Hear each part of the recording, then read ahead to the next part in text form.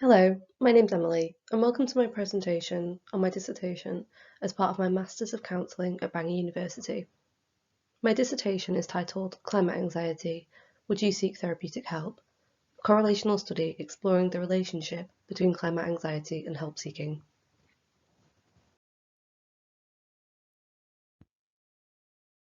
My dissertation aims to explore the potential relationship between climate anxiety and subsequent psychological help-seeking behaviour, such as counselling. The working hypothesis is that there is a significant relationship between climate anxiety and help seeking. That is, those who experience climate anxiety would be open to seek psychological help for it.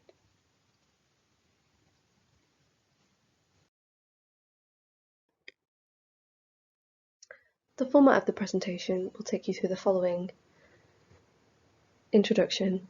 This is the background information around climate anxiety, including previous studies surrounding this topic and how this study fits in.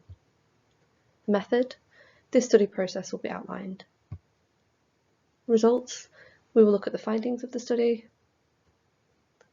Discussion. How the results link to the existing research and potential future directions.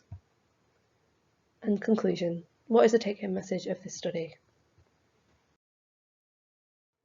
I'm going to be covering some key points from the introduction on the background of climate anxiety research.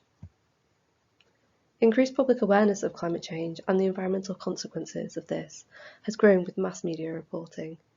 Growing awareness of anxiety related to climate change has subsequently been reported in scientific literature. There has been discourse around the notion of distinguishing climate anxiety as a psychological diagnosis. I'll be going through this in some more detail in the next slide. Around this time, the Climate Anxiety Scale was developed, with the aim to explore individuals' experience with climate anxiety.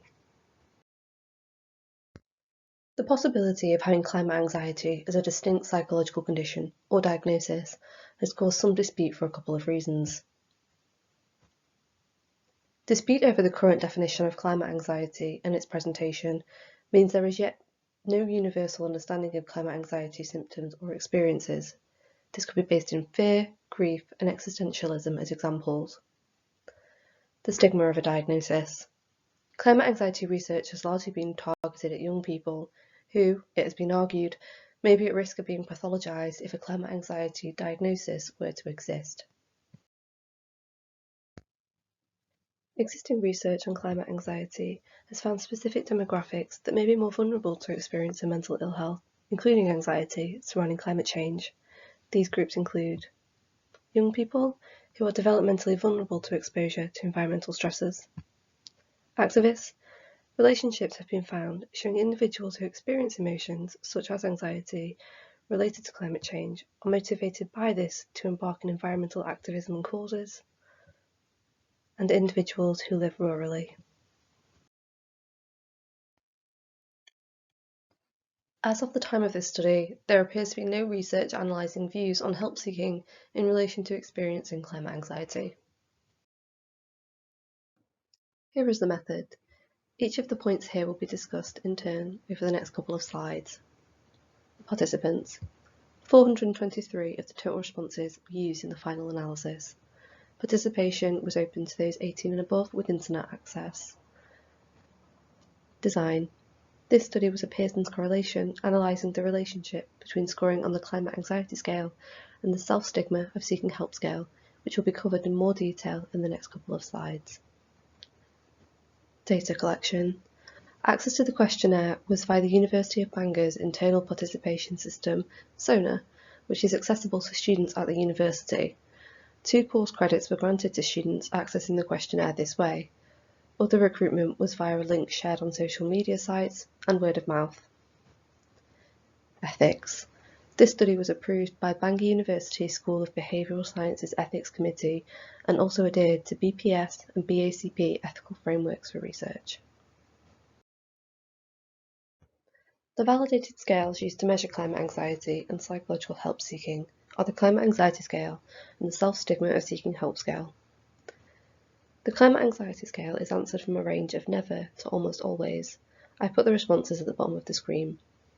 Here's the scale itself, including questions such as, I find myself crying because of climate change, my concerns about climate change undermine my ability to work to my potential, and my concerns about climate change make it hard for me to have fun with my family or friends.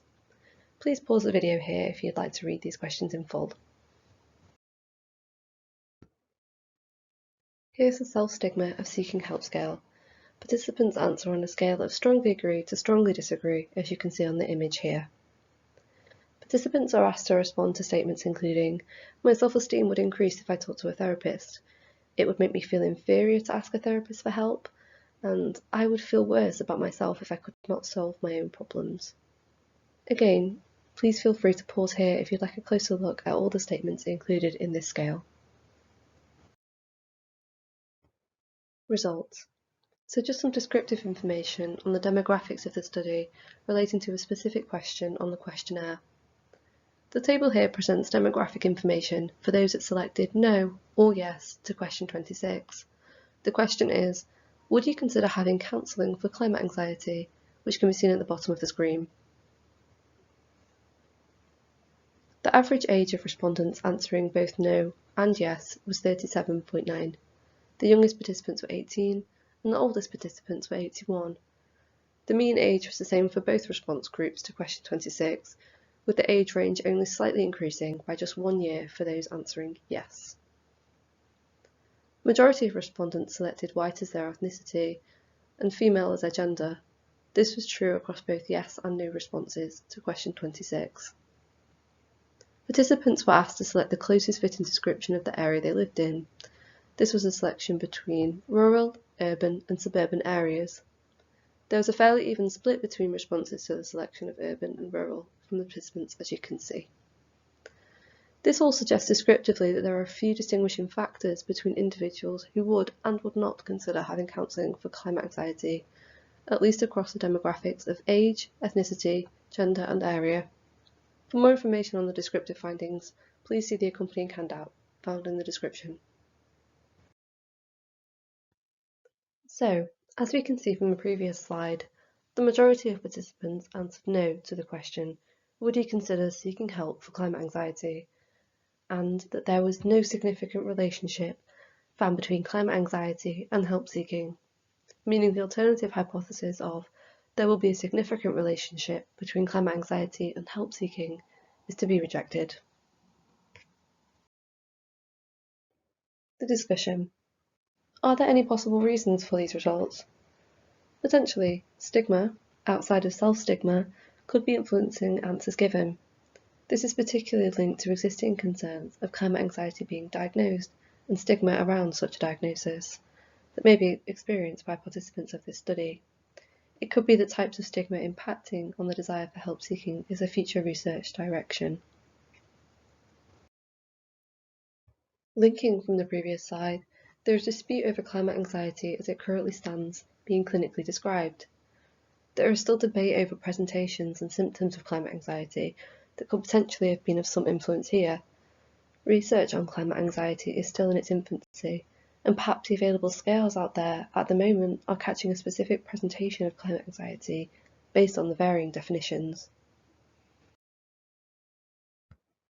Similarly, help-seeking behaviours for climate anxiety is still in its infancy. Perhaps more formal psychological help-seeking, such as counselling, is not what is desired by those with climate anxiety. Finding out what support is preferred would be an interesting future direction for research. For instance, emotional support has been found as a feature of activist groups in existing literature. It could be that climate anxiety support is sought in more informal settings, such as local community or environmental activist groups, rather than counselling, for instance. Conclusion. So what do we take away from these results? For counsellors and those providing formal psychological support, this could be not to expect seeing many individuals presenting with climate anxiety.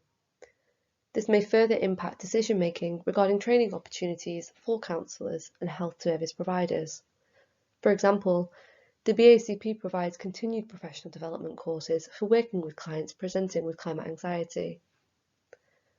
Additionally, the future study could aim to shed a light on what support would look like and is wanted for those experiencing climate anxiety. If not formal psychological help seeking, such as counselling, What do those experiencing climate anxiety want to better be able to manage its symptoms? Here are the references used throughout this presentation, which can also be found in the handbook using the link in the description below. Thank you for listening. Please find a link to the handbook accompanying this presentation in the description for some more information.